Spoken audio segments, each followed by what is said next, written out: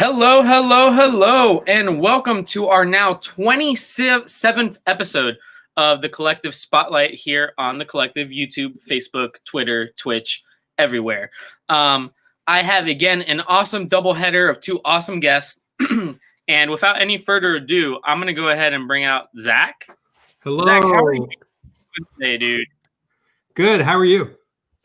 I'm good, man. Cannot complain. You've actually worked on a lot of books that we've had in the store. This is just the first time that we've had a chance to bring you on the spotlight.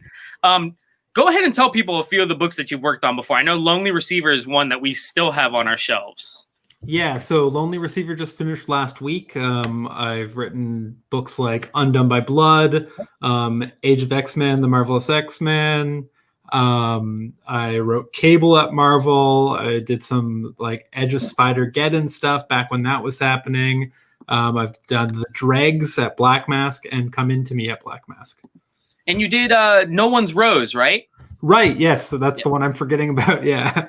Because I was like, there's another one that we had. I knew there was another one. But what you're here to talk about today is I Breathe the Body.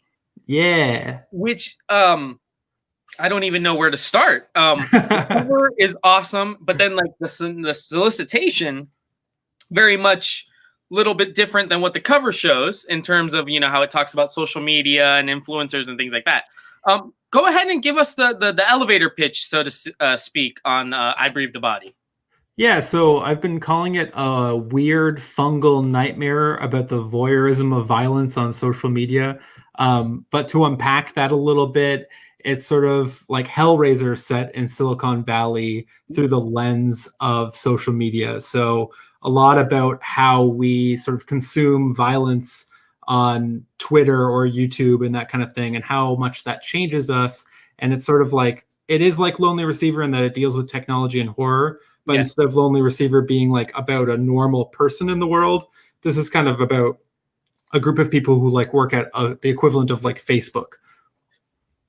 And one of the cool things, and Aftershock has done a really good job of putting, I believe what you guys call it, back matter into the book. Yeah. After the, you know, and you do a cool, like, it's like almost like an article, almost seems like something that would be in like a magazine.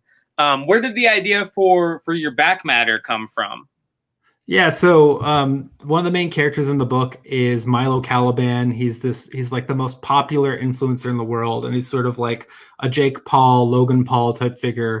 Mm-hmm. You're supposed to fucking hate him. I don't know if I'm allowed to swear. I'm sorry. We get one, right? We get one. Yeah. All right. Yeah. So he's just like a loathsome teen who's sort of like a prank kid, and we follow Anne as social media manager, sort of as she tries to like wrangle him and sort of get him to calm down. But in regards to the back matter, I realized that, like, you know, part of the book, you want to get in depth with some of these characters, but you don't really have the page space to do so. So I thought what would be really interesting is sort of looking at like a GQ spotlight on a character like that, and sort of giving you this almost like primary source document from in the world that sort of talks about his influence and what he's done, and sort of like brings you up to speed. It also has some like hints about what's to come in the second issue as well. So it was cool to write.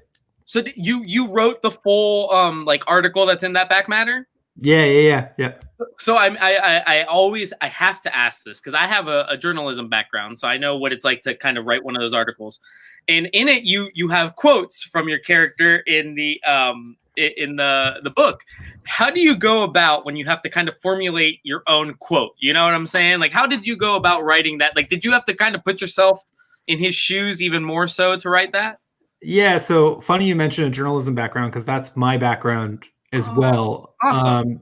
So like before all of this comic stuff started working out for me, I was a journalist for like a huge website where I sort of like, I was a video producer and a writer. And so I worked with influencers creating like content that was supposed to be centered around sort of like social justice and that kind of thing. And a lot of times it did not work out as planned, because influencers aren't super sensitive to some of those things. But yeah, so like because my background is in journalism, that was fairly easy for me to write.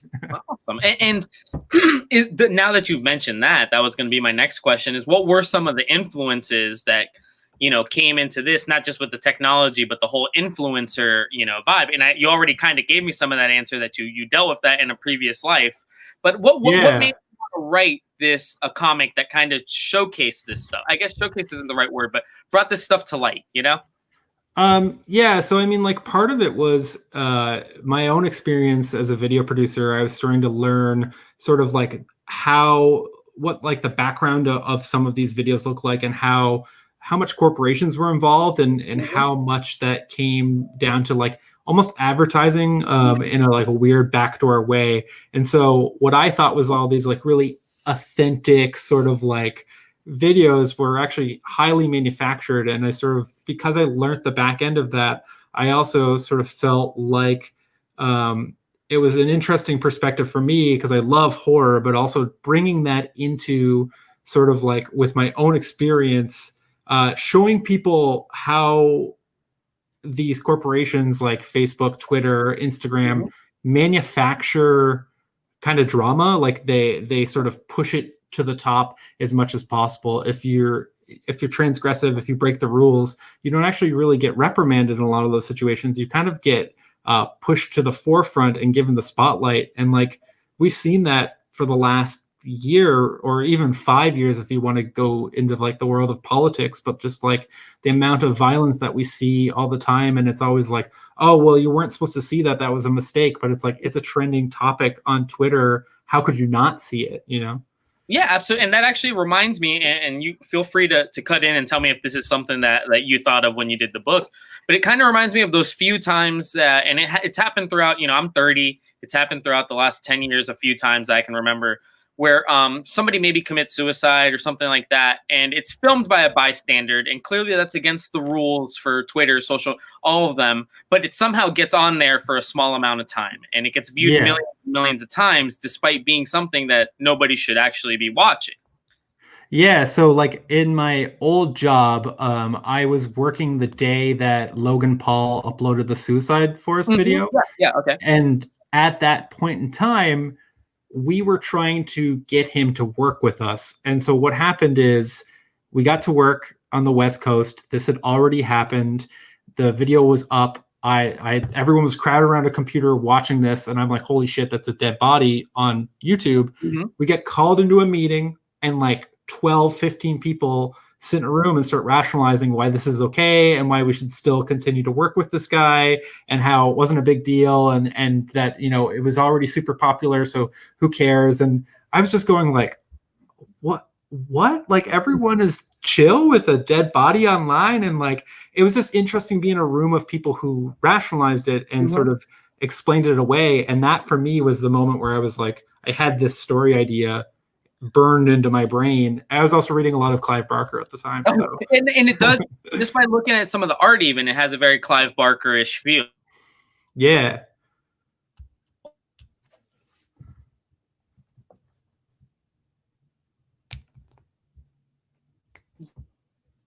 Hold on. Give me 1 second, no Zach. Worries. No worries. Can you hear me? Yeah. I think the internet's like... All right.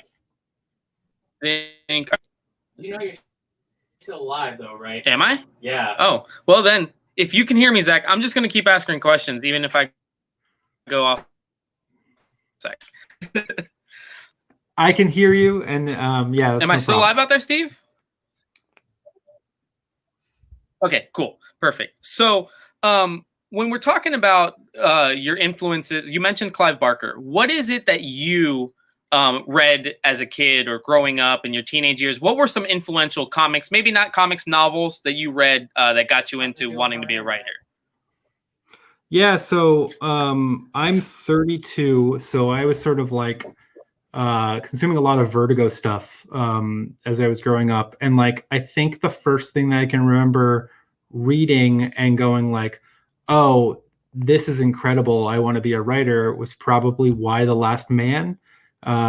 That comic really spoke to me, and it was one of the first things that I sort of read monthly and followed, and sort of showed up every Wednesday for a new issue of Why the Last Man. So I sort of just followed that series and really studied how that team created that book, it was always so exciting.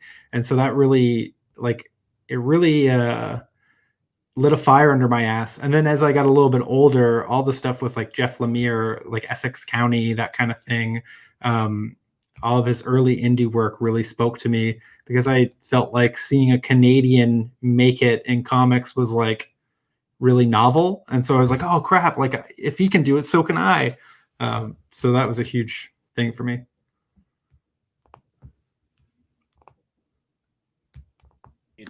I'm muted. Sorry, I didn't know you're Canadian. No, yeah. So what are some big Canadian comic, like what are some big names in Canadian, like who are the, you know, Chip Zdarsky, who are the big heroes? Who are like I did. But who are like the heroes to the, like in the Canadian comics books, like for at least for you? I mean, like I really look up to like the work of Jeff Lemire, and like Zdarsky's incredible as like as an artist, and then seeing him transition into an incredible writer. Chris Bacalo is Canadian, and I've always loved his art. Like some of his like Age of Apocalypse stuff was the first sort of comics I ever read that my older brother sort of handed down to me, and I didn't really realize he was Canadian until much later on in life. And then I was like, oh my God. John Byrne is Canadian, but we don't talk about John Byrne. Darwin Cook. Oh, Darwin Cook. I forget. Yeah, that's true. Yeah. He's and like all of us. Yeah, exactly. Right. And I think he's someone that I really look up to in terms of the simplistic sort of storytelling that is just so simplistic is the wrong word, but like just precise and incredible. And like reading New Frontier, I was like in awe. And then I was like, whoa, it's a Canadian. Like a Canadian is one of the best comic book artists of all time. Shit. Like I really got to step up my game. Have you had a chance to read any of like Jay Baruchel's writing on like Captain Canuck? I know he's tried to dip his toe in comics as well. I haven't read any of that stuff, unfortunately. Okay, because I know he's like, he tries to, you know, he's Canadian, super Canadian, and he tries to get his comic love out there. So let's get back to I Breathed a Body. Is this a 5-issue mini? What's your plan with this? Ongoing mini? How are you going with it? It is a 5-issue mini. There is a lot of potential to continue the series afterwards if people like it and people are into it. As with all miniseries, it's sort of like you have to see if the audience is there for this kind of thing. And the idea would be to do something very akin to Hellraiser, in that like there's some mythology that's brewing beneath the like simmering sort of beneath the first 5 issues, and it kind of blows wide open at the end. And if we were able to continue to do it, we would sort of develop that supernatural angle. So yeah, there's a lot going on in the book, but it's all very precise and planned out, and there's like a gradual sort of shift. And hopefully if people are down with it, we're going to continue to create this crazy world.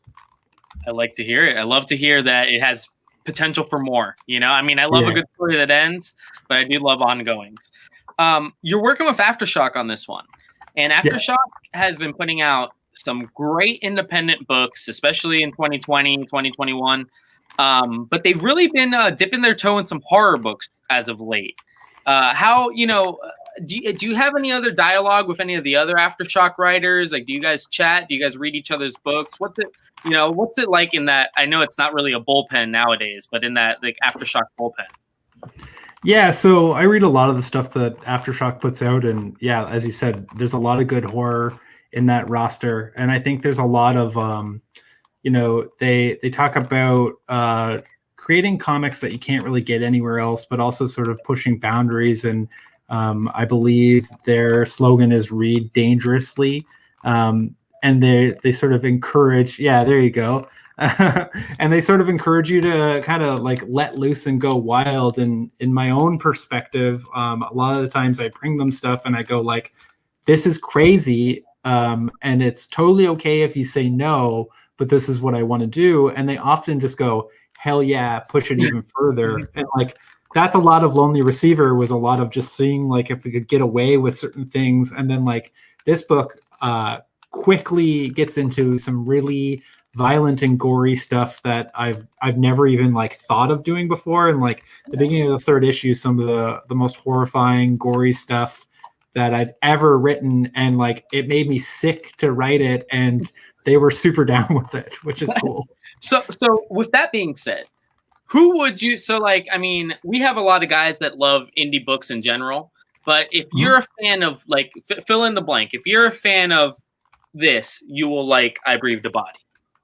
So I've been talking a lot about Hellraiser. So if you're a fan of Hellraiser, you like this. If you're a fan of any like David Cronenberg type stuff, you're gonna really like this. Let me see. I've got a list that I keep because it's helpful to sort of rhyme off these comparisons. Just give me 1 second. Yeah, no problem. And the art is great. I'm actually going to ask you about Andy here in a little bit too. Yeah, Andy's incredible and was someone who I've wanted to work with for a really long time. And actually, like, I pitched this book and they were like, we think Andy McDonald is available if you want him to do this. And I was like, oh my God, how quickly can you email him? We need to get him on this book. And it's been such a cool thing because Andy's incredibly detailed, so much emotion in his work, and it really comes through in these moments of extreme horror because, you know, if you don't empathize with the people, if you don't feel connected to them, then the horror doesn't really mean anything. And Andy's been able to bring so much emotion, and literally everything I've thrown at him, he's been able to like knock it out of the park. No, absolutely. And like, I don't want to generalize horror books, but you know, sometimes horror books are really based on the word in the script, and the art sometimes is left, you know, to the back burner. So when I saw how good the, you know, the line work and the faces and the emotions were in this, I was, you know, doubly impressed. I think I have an idea why you did this, but I mean, I have the writer in front of me. No better, you know, might as well ask you. Talk to me about the highlighted sections in most of the pages there and your word bubbles. What was the thought process? Or like, why did you highlight certain things? I mean, I don't think it's going to spoil anything per se, but like, why did you pick the things that you did? Yeah, so I mean, that's in lieu of bolding is the sort of like short answer. But with Hassan, who is the letterer on the book, he's done Undone by Blood and No One's Rose, and so this is sort of our third collaboration. And we talked a lot about how do you make the world of the book feel more authentic to sort of like the business, the Silicon Valley aspect of it. And so that highlighting came from like, well, it's a little bit more corporate, and if it's like a little green and gross, and so it's also supposed to give that like gross sort of rot to it. So the world is always going to have this like simmering rot underneath all of the bright sort of colors of Silicon Valley. And as we go further into the world, we're going to start playing with that as well. As you saw, there's like a symbol on I think it's the third page, and that starts to play into the lettering and starts to change over time, and trying to do new and interesting things with the lettering as well. Yeah, no, I was gonna say that's very, very cool because it's a fresh take. And you're right, it does, because it's not quite just a full-on yellow like a highlighter. It's got like a slimy hue to it, which again, very fungal, very rotten. I mean, it makes sense with the book. You guys are killing it, dude. You really are. Thank you. So we talked about how like a lot of the influence was on like social media influencers. How much? I mean, because like I think you said you're what, 32, right? So you're only a couple years older than me. So I feel like everybody rags on our generation because we're the handheld generation. You know, we always have a phone or a tablet or this or that, and it's true to an extent. You know, I mean, I'm emailing you during dinner. You know, so I am on my phone. But how much did that play a role into what you wanted to do in this? Because, I mean, I feel like people are very much attached to their phones. Yeah, I think that was a huge part for me. I mean, like, I wrote 2 books in a row that are sort of about social media and phones and that kind of thing. And I've been finding myself re-examining my perspective to social media, especially as like I've had to like sort of move my life into the public a little bit, and have had like readers and an audience, and I've had to think about things a little bit more before I tweet them or whatever. And it's been an interesting sort of journey because it's like it's definitely changed my relationship to it. It's definitely created sort of two versions of me, where there's like the poised like writer persona, and then there's like a different side of me when I'm out with friends and drinking beer or whatever. Yeah. And it was difficult at first to like do all of this research and sort of like not delete all of my accounts and like completely disappear. But I've turned off like all notifications on like every app now. I usually keep my phone off like during the day just to sort of like have that not even be tempted by it. And that's mostly just from like researching how the more time you spend online, the more time it kind of rewrites the rules of how your brain works, and changes the way that you sort of like view motivation or why you do the things that you do. And it's not a problem to use social media responsibly, but I think it's so easy to sort of like fall down that hole and then like waste a whole day doom scrolling Twitter. And then you're like, oh shit, I didn't do anything today. So that was literally what I was going to ask you next. Cause I mean, I met you through Twitter pretty much, and that's how we coordinated for this and until we moved to email. And I know you interact with fans and Aftershock and things like that. So you do use your Twitter for professional and career purposes. So is it thanks to that research pretty much that you know how to handle it a little bit better? Like, cause you said you're not doom scrolling anymore.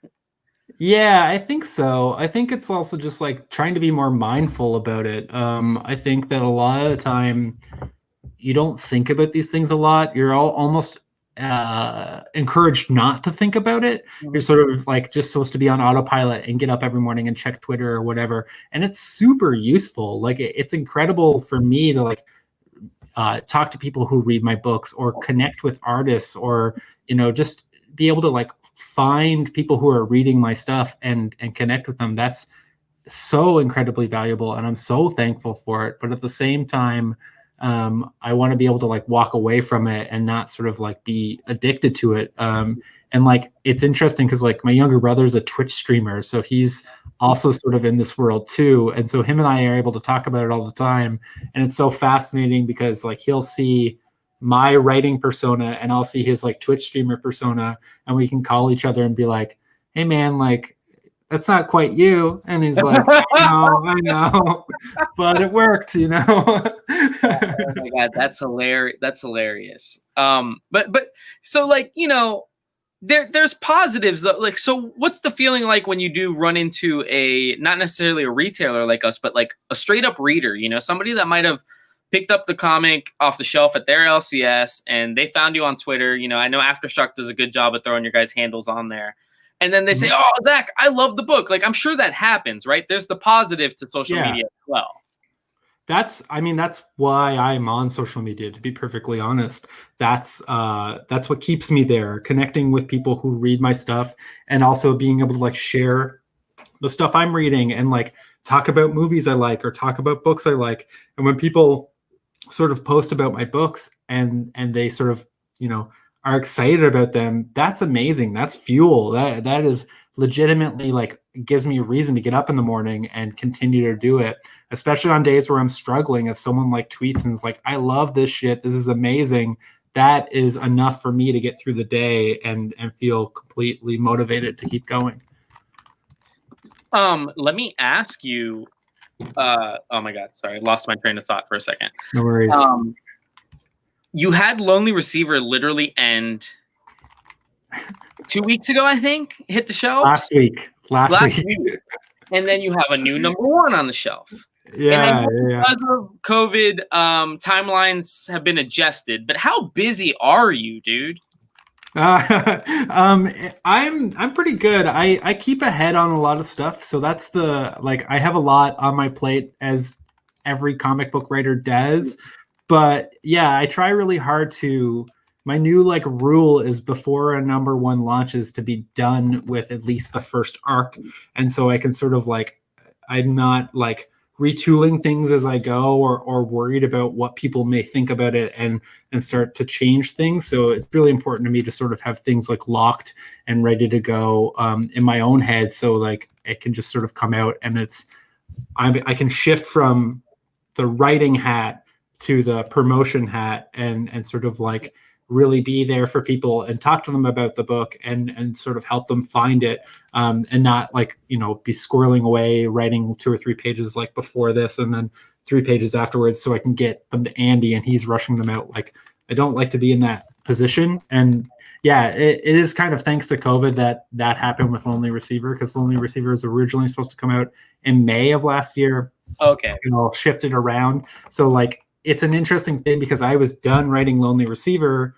in like 2019, and now here we are in 2021. Yeah, and it's coming out, so it's just wild.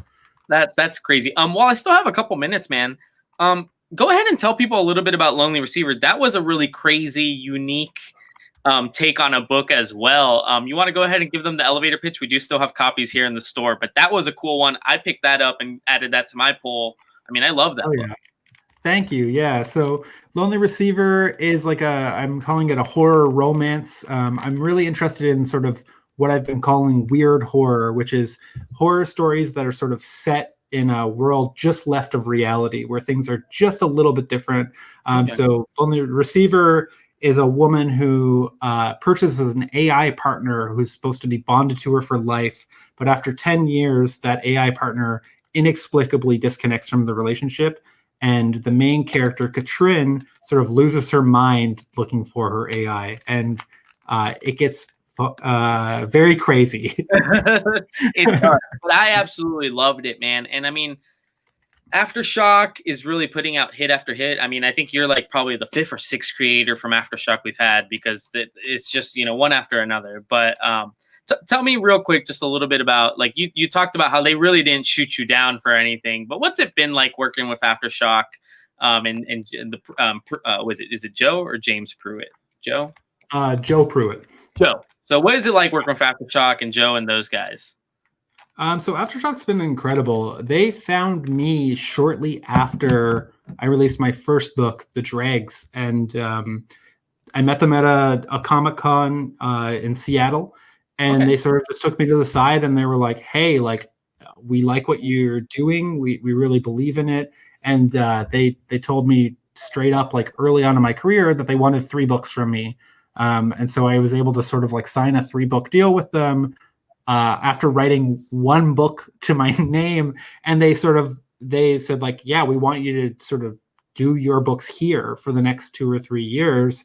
And I understood how crazy an opportunity that was. So I jumped at it. And like from then on, they've sort of just been my champions and my cheerleaders. And like I've seen a very cool increase in my audience and the number of people who pick up my books because they've really, really like, you know, backed them. Like Lonely Receiver is not the type of book that anyone would publish. In fact, I don't think many publishers would take a risk like that on something like that. And to their credit, they saw the value in it, and it was the book that had the biggest audience that of anything I've ever released. And the only thing I think that is coming up now is I Breathe the Body. I think is kind of riding off of that wave, and people are finding that too. And that's from Aftershock's sort of like belief in the material and allowing me to sort of write stuff that's true to me rather than sort of worrying about what could be you know, more palatable or more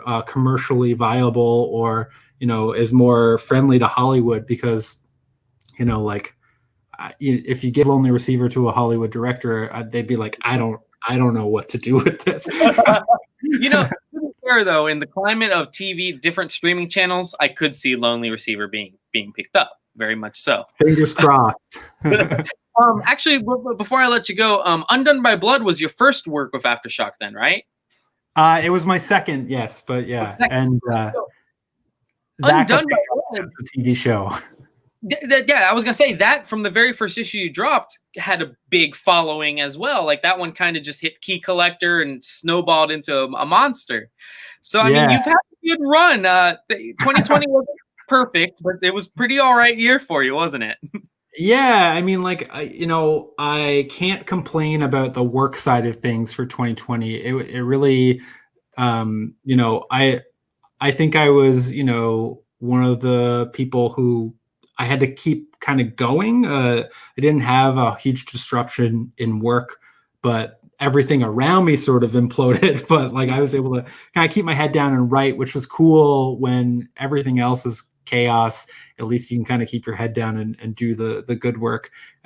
So yeah, I'm very, very grateful for that.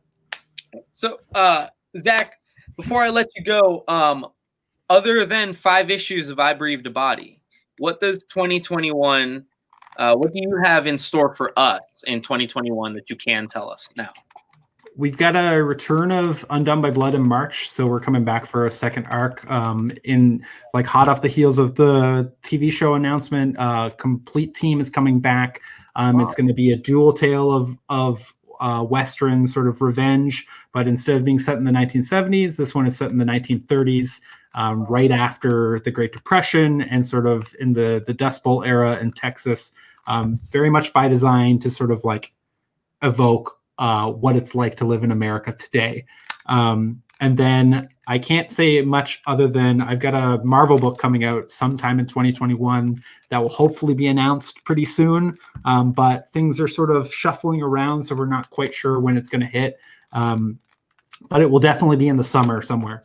Awesome. Well, we can't wait for all that good stuff. But right now, don't let anybody to forget, I Breathed a Body. It hits shelves tomorrow, Wednesday, January 20th at your LCS near you.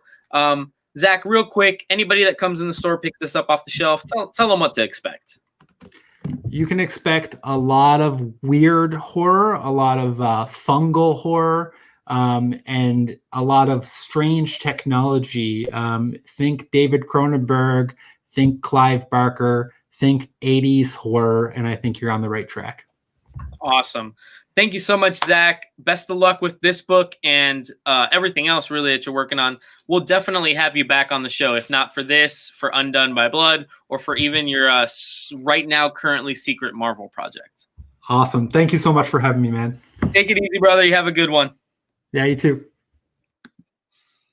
So that was our good friend Zach Thompson from I Breathed a Body. We also still have some Lonely Receiver here in the store. I want to give a super big shout out to Zach for giving us some time. Zach has done so many big books that I didn't even know he was associated with. I'd been reading Lonely Receiver. I guess I saw his name on the top of the book. I never put 2 and 2 together. Finally got a chance to bring him on the show.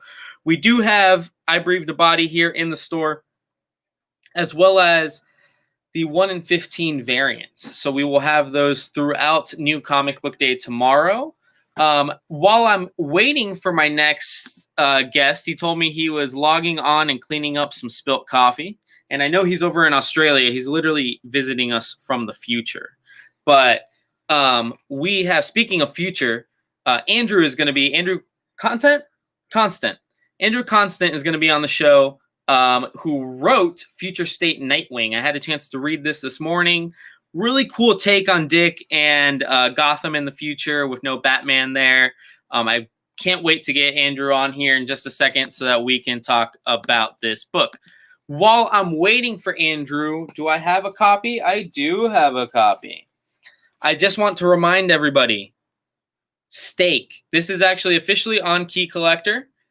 This is our store exclusive from the collective. Steven's beautiful logo back there.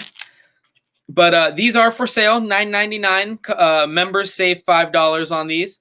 And David Byrne, the co-publisher of Scout and writer of this book, will be in the store tomorrow, Wednesday, January 20th, signing these books from 12 to 8. No additional fee for the signature. You just come, you get them signed. We will have CGC availability, as well as some of the other covers. But these will just be $9.99, and David will sign them for free at the collective. If you are not local, you can still grab one online at shop.thecollectivecomics.com. And you can buy them. If you want it signed, make sure you add in the notes down there that you want it signed. So hurry up because they're not going to last. Yeah, like I said, they're on Key Collector. We've already probably sold close to 100, and it's only of 250. So keep an eye on this. David will be here tomorrow, 12 to 8. He'll probably be signing a few few on our live auction as well. And let me see where my good friend Andrew is. I knew he was in the future. I just didn't know.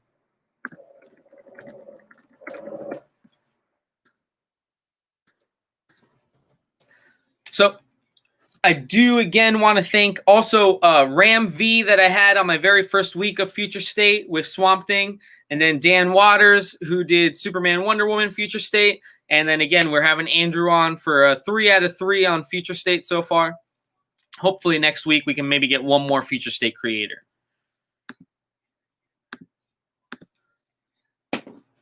And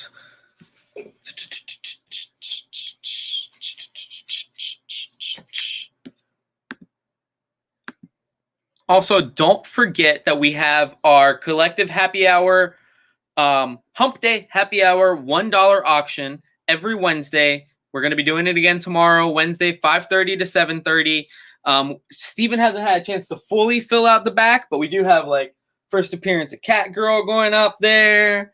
Got some foil Avengers that'll go up there.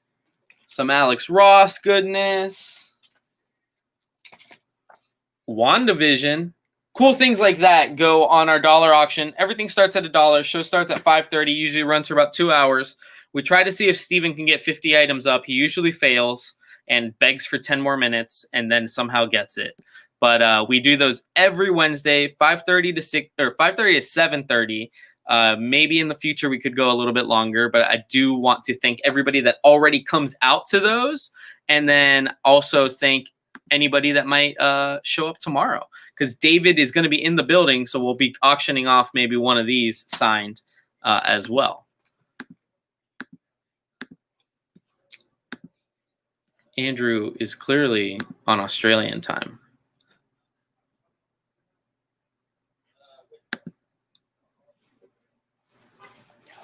And other than Nightwing, Nightwing was not the only Future State #1 to come out this week. Andrew is just our esteemed guest. There was also Future State Shazam #1 that is out on the shelf this week. Andrew just popped in backstage, but I'm going to finish naming these. We have Catwoman by Ram V. Future State Catwoman is also on the shelf this week. Immortal Wonder Woman by an awesome team of Becky Cloonan and Jen Bartel. That is also on the shelf. And then Next Batman #2 came out today, as well as, I feel like I am forgetting one,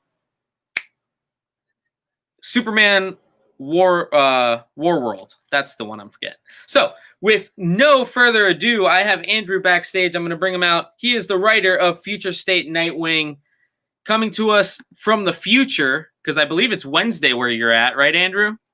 It's very Wednesday today. I feel very Wednesday. So it's it's New Comic Book Day where Andrew's at, right? They got all the comics. No, we actually get them the same day as you. So we get them about midnight tonight, most of the comic books. So we just have to wait till it ticks over. So yeah, see, the future isn't that great then, I could tell. The future is fucked, quite honestly. So speaking of the future, Andrew, you got a chance to write Dick Grayson in a little bit of a future here. It says in the beginning, what? It just says several years from now is where we're at. So here. just a few, just one or two, just a smidge, yeah. Yeah, just a few. But yeah, tell me what it was like getting to write Dick Grayson. Fucking great, really. Just really, really fun. When I decided many years ago I wanted to stupidly try and pursue writing comic books, the first script I wrote was actually a Nightwing script. Wow. Because I've always liked Nightwing. Like the first trade I ever brought, was a Nightwing trade, and the first script I wrote was a Nightwing. Not like I believe in fate and that bullshit like that, but I was always in love with the character. So cut to like I've got grey in my beard, I've got like a really fucking neat haircut now, and my tattoos look old, but I do get to write Nightwing finally, and it was great. It was truly great. So when you sat yourself, now that you went full circle, literally full circle, and you got a chance to sit down at your table, and you're getting to write Nightwing. Where did your mind go? Where did you? I mean, you're getting your chance, and you've got this. And what was your first thought when they told you you're going to get to do it? Don't fuck it up. RuPaul puts the best. Don't fuck it up. That was my first thought. Don't fuck it up. After that, though, it was because it's an event, and it's all about delivering the best Nightwing for the context which he finds himself in. So once I found out what the parameters of the character were, it was basically, right, so what works best for him? I had some really good editorial advice as well. And once I got past the don't fuck it up, what am I going to do phase, when I actually write, it's all very, I don't get in my head much because the process itself you have to be so focused on, otherwise you are going to screw the pooch at some point. So once I start the physical act of writing there, it's not smooth per se, because writing is just, what problem am I solving today? But, if you want to be a writer, you just might as well say, hey, homework and doing linguistic algorithms the rest of my life. But look, once I started going there, because I loved the character, because I thought the setting was really fucking cool. Sorry, I'm Australian. I am going to swear, and I won't know how to stop. I apologize. And once I got to that, then it was just a blast. It was just a blast to write a really tight, fast-moving Nightwing tale. And I was just going to say, I like how you described it, because that's exactly what it was.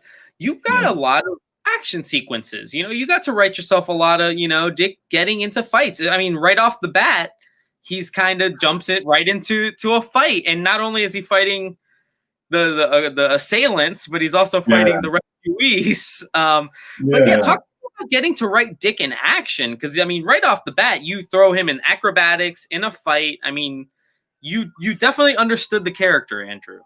Thank you. Look, it's superheroes and movement, really. Like as much fun, and I love superheroes standing around talking if it's well written there. But if you get a chance to write a superhero you haven't written before, you better do something action-packed with him, basically. It's just the nature of the character. Like all my favorite superhero books, like Grant Morrison, to name one, like they and specifically Grant, because I've always noticed in his superhero comic book, there's always movement on the page. Like the character is always moving, going somewhere. And I always think that if you are going to introduce, and as I said, if you are going to do a new character, you just have to make sure that you're define the character as physically as possible, because superheroes are physical characters. They don't sit around going, well, they do if you're Batman, of course, but he's fucking Batman. But they don't sit around going, how am I going to solve this problem today? They have to be in action there. And Dick's a very, very visceral character in that sense. Like he has some of the best art sequences of all times, just because he is an acrobat and he does come from that background. He does lend himself to a certain, range of movement that looks great on the page. So of course I'm going to fucking dive on that straight away. And I've got Nicholas Scott I'm working with as well. So immediately I thought, double page splash. We're going to have to give Nightwing a double page splash, just being cool. But yeah, someone like Nightwing, you have to lead with his strengths, which is both his character and also his cool movement there. Yeah, I mean, you like I said, you understood the character, because not only did you have him being badass and fight, you threw some acrobatics, and I mean, he did everything that a Nightwing fan expects him to do, and you did it in the first like 4 minutes. Talk to me a little bit about the place that we find Nightwing when we get to this future. There's a dialogue early on that kind of mentions the Bat's not really around. But then by the end of it, he meets, an old friend, kind of, sort of. Talk to us about that future that you've placed him in. Well, I was lucky enough. I was given a really good background to work with the entire future state event. But the background itself, it's basically a horrific dystopian future, really. Nightwing finds himself, we find Nightwing, I should say, in what's basically a military state caused by a response to certain things. I won't go in now, but in response to superheroes in Gotham there. And it's not a nice place to be if you're a superhero, basically. It's not a nice place to be if you're fucking anyone. But if you're a superhero hero, you're really going to feel it, which you haven't felt before. And within that, we find Nightwing is the leader of the resistance against this militarized state. And, he's a little bit darker than what he has been previously, just because of the circumstance he finds himself in, like the world which the reader's going to see. But yeah, it's basically, it's just really not a nice place. And yeah, the reader really is really going to see that straight away. Yeah. And talk to me a little bit about getting to work with Nicholas Scott and Ivan on the colors. I mean, you had a great creative team that you got to work alongside with on this as well. Oh, they're terrible human beings. Would never say a nice word about them.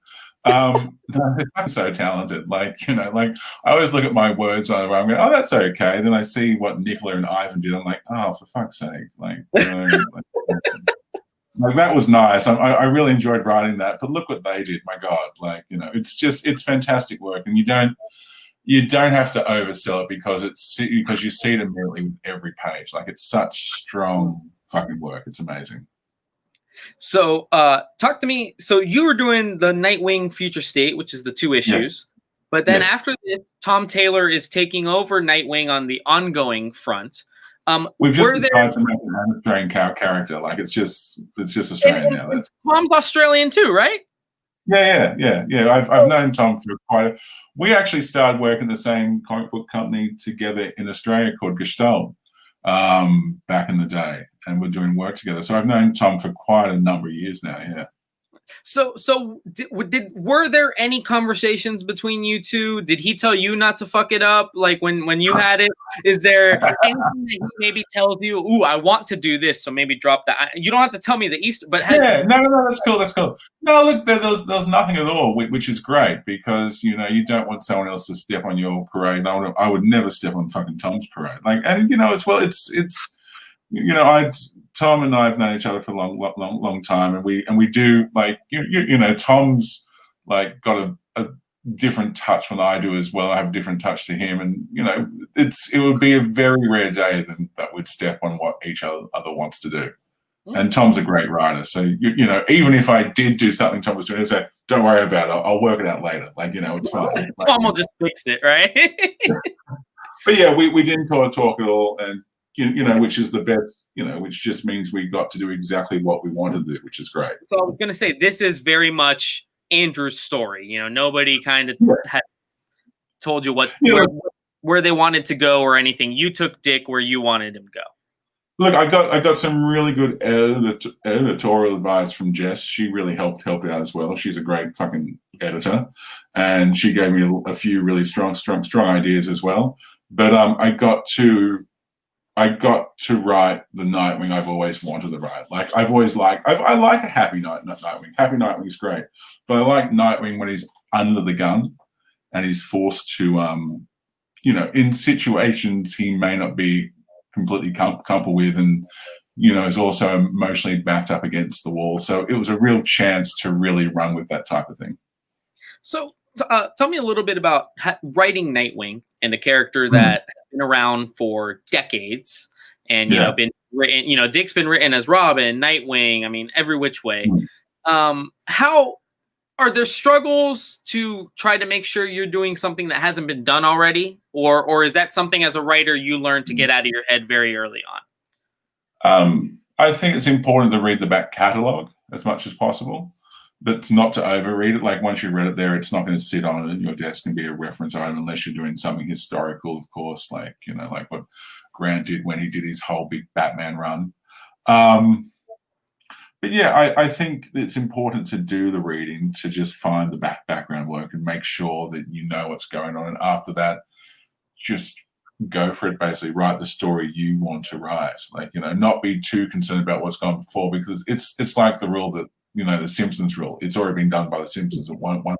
In comic books, most things made probably 80% chance has been done before. Okay. So, you just forget about that, and you just go, right, what's the version of Nightwing I want to write? Okay. And just do that. Okay. So this is being a 2-issue, mini. Yeah. What are the positives and what are some of the struggles of trying to write a story that concludes and takes place all across just 2 issues? They always say with a short story that you should get in late and get out early, right? Okay. So you start as late as possible and end as early as possible. And I think that's what these are. These are short stories, basically. So that's why we start on an action beat. That's why the issue, we've got all the emotional stuff like, the emotional stuff. No, why we have all the characterization entwined throughout the action beats as well. And you get to the meat very quickly, I think, at least. And I feel that you'll have a similar experience in issue 2 as well. Like, it's basically just, it could have been a 3 or 4 issue story there, but it's just basically, look, we cut out all the fat and just leave the meat on it. Okay, nice. That's what people are loving it. Future State is flying off the shelves, and I honestly, after reading this, I think the Nightwing fans are gonna. I really do. I think this is a callback to the classic of the characters. So I think people are gonna love it. Oh, thank you, man. Yeah. So talk to me a little bit, again, talking about how Dick's been around for decades and everything. How much, and you mentioned, you got to read the back catalog, but not go too far into it. But how much of the trauma of being Batman's sidekick, I know nobody likes to say sidekick anymore, but how much did the trauma of being Batman's sidekick turn Nightwing from the Robin he was to the Nightwing, that you made him? I think in this case, and I'm not going to give too much away. I think Nightwing's a very intelligent. I think Dick's a very intelligent character. Like, if there were issues there, he's worked through them a long time ago, and he's his own man, basically. And the Shadow of the Bat as a metaphor, like, imagine having fucking Bruce Wayne as your dad. How do you live up to that? And guess what? I just stopped 20 bad guys today. So what? I stopped an entire ring of bad guys. Like you can't do it. But I think, but Dick's a very intelligent character. He will work out he's worked out his own issues by now.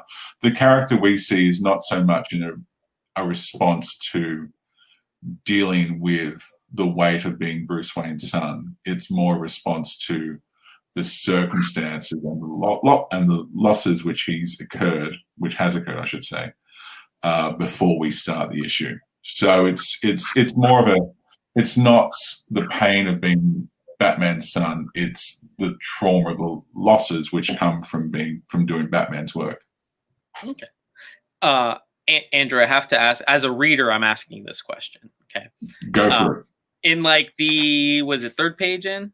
4th page after you, 4th page in, after Nightwing's kind of saved the day the first time, right? You throw a little bit of a curveball in there with, like I said, the rescuers are also, got to trick up their sleeve. And I'm sitting there reading that, and I see him, throw the baton, and I'm like, what is he doing? And then, a couple panels later, you hit the twist. That was genius writing, first of all. And second of all, where did you get the idea to not just have because this future is very automated, I guess, right? It's automated. There's mechs, there's cybernetics, there's human hybrids. So where did you get the idea to make that almost like Terminator-esque future? Well, that's also as well. Like, I love stealing other people's credit there because I'm a credit thief, and I just like it all. But the future comes from the people who created, like, from DC, from the future state, and I was lucky enough to just iterate on that, basically. So I knew they were doing augmented humans, so I did the hand thing as you read the book. But also as well, it's just like my approach was, while the future's gone automated there, you'll still need the best of the best, which is what the people attacking Nightwing are once you read the story. And you'll see that there's actually a special, there's a team specifically hunting Nightwing in the book. Yeah, and I thought that was clever how you, how they were trying to track Nightwing. I thought that was very clever. There was some detective work on the other end. Usually Dick is the detective. It seemed like there was on the other end there. But look, I like it. I'm pretty dumb, but I like to write smart characters. So So I've really tried to make Nightwing as smart as what I like to see him. Like, he's not being fooled by, like, oh, look over there. No, this is a very well thought out, well controlled, extremely good at planning Nightwing, who's in charge of a lot of moving pieces at any one time, especially going up against a large domestic military force like the Magistrate as well. So, he needs to be at the top of his game, and I think that's the Nightwing we see in this book. Awesome. You mentioned a couple times that when DC came to you, Future State, there was already some pieces there and things like that. Yeah. What was, I know Future State went through some changes before it got to what we're receiving now, but what was the pitch to you? How was this pitched to you to be writing these series of books? Pretty much what you see in the book. Like, the changes from what I saw were very minimal, like a name or two here or there. Okay. But this is it. This is what I got. Like, by the time it came to me, it was like, we had this great idea. I was like, okay, cool. I was like, this is a really good idea. And no, but it was exciting from the first moment I saw it, which isn't just smoke up one's ass. And it's very me. Like, I grew up, and if you look behind me, there's a Blade Runner. Sorry, wrong way because everything. Blade Runner there. Yep. Neil Adams. I got a Batman poster on the other side of me, and a bit of Nick Cave because I'm an old school, golf boy. So if you combine those three things together, you've basically got my Nightwing run. I never thought of it, but there we go. It's all encapsulated right behind you. This is Nightwing, just those three things that plot with superheroes. Fuck. Oh man! So Andrew, after we have Nightwing #1 hitting shelves technically today, and then in a month we'll have issue 2. What else are you working on after your short story on Nightwing is done? Look, I do have a few things in the works, but my thing is I hate talking about things before solicitations. They're like, I've been burnt more times. Like, I've been the guy going, look at this is great. And then I'm like, oh, okay, we won't be doing this for a while, thanks. And especially with Australian books, I do a lot of work in Australia as well. I've worked for the 2 largest companies over here called Gestalt and also Frew for quite a few years. And they're great. It's mostly like, I'm always scared of talking about things before solicitation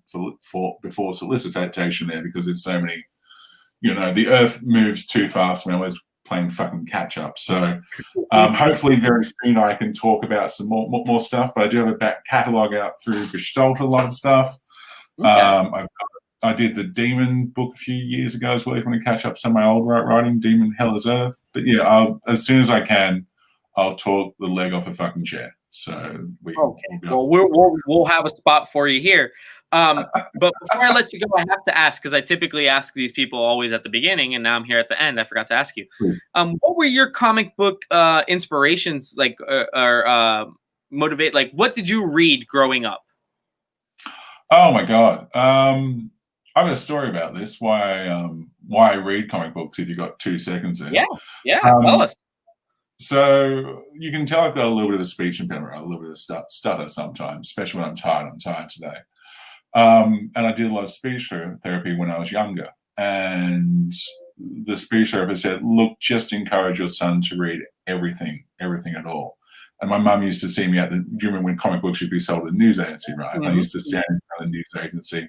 My mum used to go, right, we'll take that, we'll take that, we'll take that, we'll take that. And used to buy me like tens of comics every week.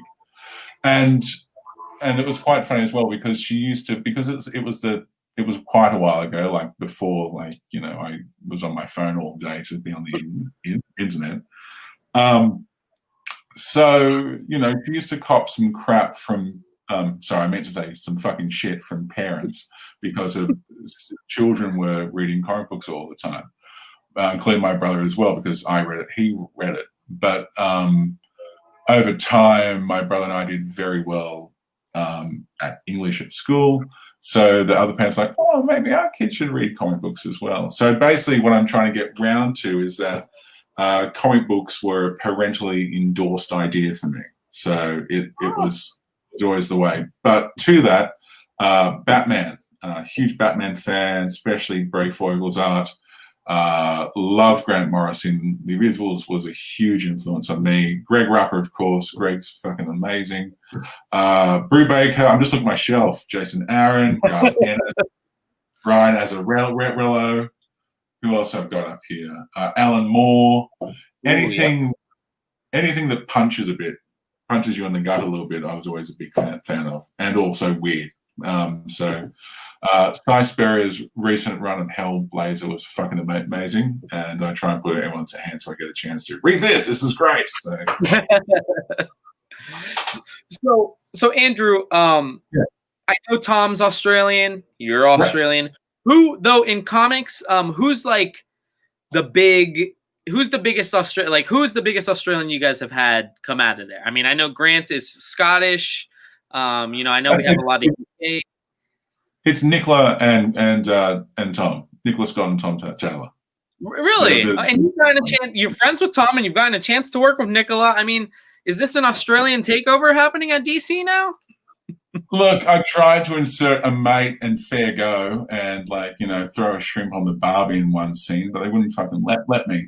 So I'll have a crack again next time if they give me a chance. If I don't fuck up this time. I hope. Is there an issue 2? We'll probably have like an after credit scene, and it's just Nightwing and his boxers on a barbecue flipping a shrimp. yeah, like swearing too much and getting censored. Fuck that, mate. I'm just drinking Foster, even though we don't drink that terrible beer. I know. I've heard. I've talked to a few. My few Australian friends I had talked to. Not one has had a kind word to say about Fosters. So that's clearly. Yeah. Andrew, thank you so much for coming on. The book is Magistrate Nightwing. Again, just tell people real quick. Anybody that comes in here today or tomorrow to pick this up off the shelves, tell them what to expect. Yeah. Who was that? That was great. It's an action-packed dystopian, slightly meaner Nightwing taking on the forces of a darker, militarized Gotham. We're also dealing with a new Batman. It's really fast, lots of characterization there. It's going to fucking move, and you better put on your skates because otherwise it's going to throw you to tie the road. Bring protection. Bring a stack hat, bring some elbow guards, and make sure you got your fake teeth in because it's going to hurt. And one thing I have to tell you, and I don't know if this was you or Nicola, like who made this decision. I'm kind of digging the sideburn headgear that you guys put on. Nicola Scott, she's the queen of the chin strap. She made it work. It looks fucking cool. Yeah, I can see the practicality to it, but at first I was wondering what it was, but now I see. Yeah. Thank you so much. Just to let you know, we've had you on out in the lobby the whole time. Every time, mention the word dick. Dick in action. You've been able to put dick in this and that. And I'm like, oh boy. Andrew's been able to work the word dick into this interview as much as he could. It's like that episode of. I wasn't even thinking about it. It's just such a great name, which time has not been kind to. It's just harsh. It's so cool. Like I love the fact his name's Dick. It's just that we're all immature children. So you weren't a fan of Rick Grayson then? Look, I wasn't not a fan. It's just like I've always preferred the word. I know. I'm saying Dick again. Everyone's losing. Oh my god! This is like who's on first? I don't know. I love it, Andrew. Oh my god, this is not how I envisioned this interview ending, but it never is. It never is. It's just it always turns into a fucking someone's falling over and someone's saying don't get up Yeah, then you spill more coffee, right? So. Andrew, thank you so much for your time, man. Sorry to get you up so early. I know it's like 10 a.m. over there or something like that. Up so early, that's maybe 10 a.m. Really bad. But yeah, man, thank you so much for coming on. Best of luck with the Nightwing book. We know it's gonna sell like gangbusters. And then let's keep in touch. Once you got a solicit, man, I'm bringing you back on the show, right? Absolutely. Take it easy, Andrew. You have a good rest of your Wednesday over there. Yep. Cheers, man. You have a great one. Take it easy. So So huge thank you to Andrew Constant from all the way in Australia on a Wednesday, very early in the morning. I think it was like 9:30, 10 a.m. when he started the show. So thank you to Andrew. The book, Future State Nightwing, already had a chance to read it. Primo Batman Nightwing stuff. Like if you like Dick Grayson, if you like Batman at his core, even though Bruce isn't in this, you will like this book. So check this out. Also, I want to give a shout out to Zach Thompson from I Breathe the Body. Thank you again for joining us on the 27th episode of Collective Spotlight. We'll be back again next week with 2 more awesome guests. And don't forget, tomorrow, Wednesday, the 20th, David Byrne in-store signing, Steak, store exclusive on Key Collector now. Shop.thecollectivecomics.com is where you can get them. We'll also be here 5:30 to 7:30 selling cool comics for $1 a piece or starting at $1 a piece on the auction. So join us. Take it easy.